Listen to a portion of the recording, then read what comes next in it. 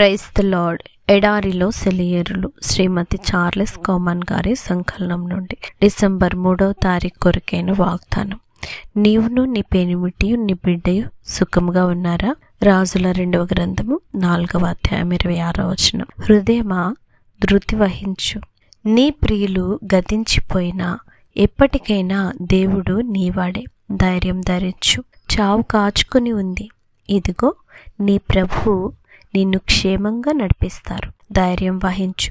George Muller ఇలా రాశారు: 62 సంవత్సరాలు 5 నెలలు నా భార్య నాతో ఉంది.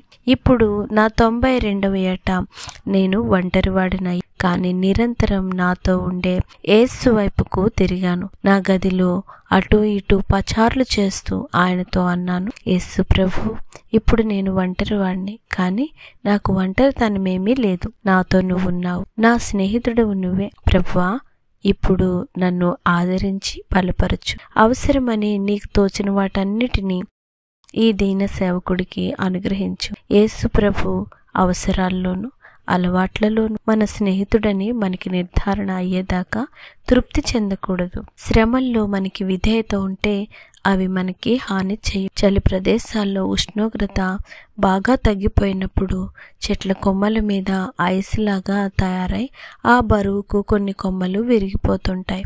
చాలామంది శ్రమల వల్ల వంగిపోయి కృంగిపోయి ఉంటారు, కానీ అప్పుడప్పుడు శ్రమల్లో పాటలు పాడుతుండే వాళ్ళు తారసపడుతూ ఉంటారు.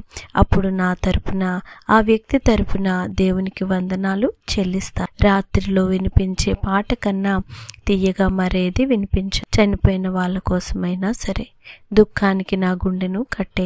మరణం ఎంతో కాలం వేరు చేయలేదు. నా ఇంట్లో తీగ ప్రాకి గోడవతల పూలు పూసినట్లు మరణం దాచిపెడుతుంది గాని వేరు చేయలేదు.